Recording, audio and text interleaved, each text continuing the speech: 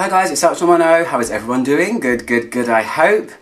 You know, I like to mix things up every now and then and do maybe sometimes a golden oldie. It's not always about the new stuff, kids. You don't always have to have the newest toy that's been released. So I wanted to review a classic Guerlain fragrance called Elysées. This fragrance is a floral fragrance that came out in 1904 originally. Can you even imagine? That's how long this fragrance has been going for. This is the newest version that I'm reviewing, and it's the Eau de Toilette version because it does come in Eau de Parfum as well. But I've tested this out on myself a couple of times recently, and it's just so cozy and comforting and warm and lovely that I wanted to review it.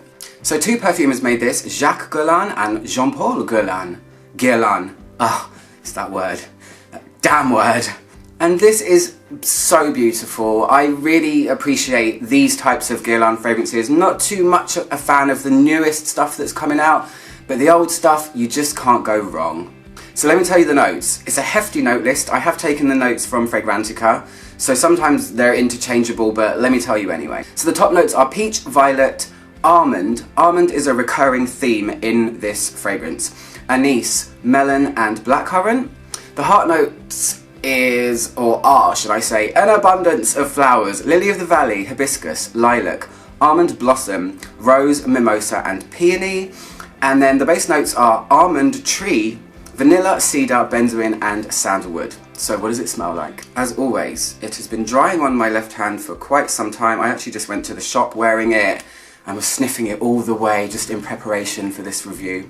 So I just feel calm. I feel like I'm in a calm space when I'm reviewing this one. This is strange. It's good when a fragrance changes your mood.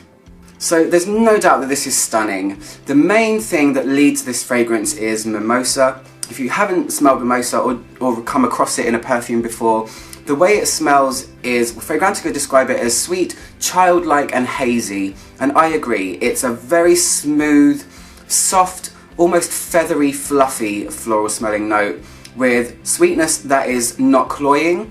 This isn't like certain types of roses, you know, where they feel jammy and sweet and just sometimes a bit overwhelming, but this is a delicate, creamy, beautiful mimosa fragrance with almond, or I'm going to say in this case heliotrope or heliotropine-like facets. I'm not sure if almond tree is actually a real ingredient. Almond blossom, I'm not sure if that's also a real ingredient. I hope so. I would expect from Guerlain that it is, but you just never know. There is lilac in here as well, and it feels somewhere in the realm of mimosa, heliotrope, soft, fuzzy almond-like facets, a very, very gentle sandalwood, and this fragrance is one of those ones where it's more like a feeling or an aura. This isn't something, looking at the notes, where you can feel all of this stuff. It's more an idea, a feeling, and this has what I call the moisturizer effect. It doesn't necessarily feel to me like a perfume.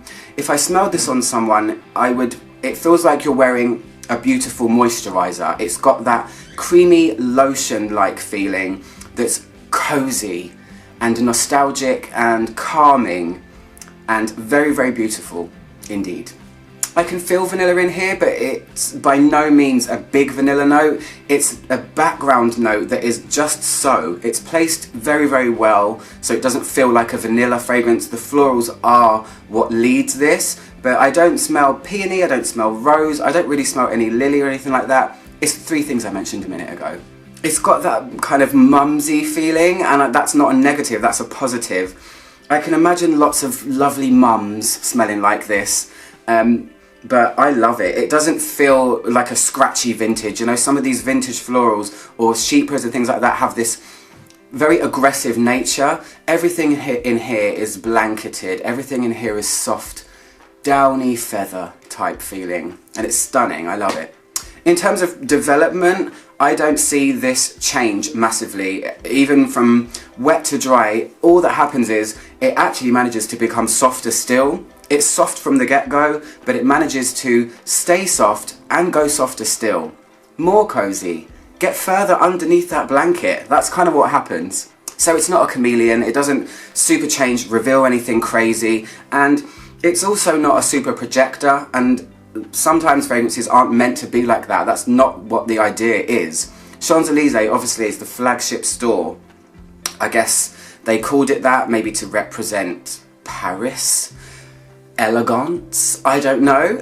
Who knows? I probably should have done a bit of research on that one, but never mind, I'm here to tell you how it smells. And yeah, it just becomes softer. It doesn't necessarily become less projecting, but the entire thing is one of a flowy, calm nature.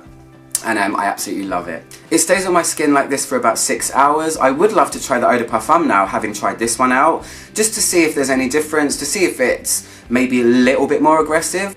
But I wouldn't want it to be, if I'm honest. I like it how it is. Don't change.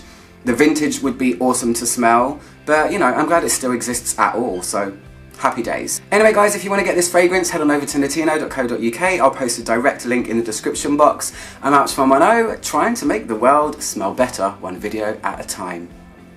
Hopefully managing to do it as well. Goodbye.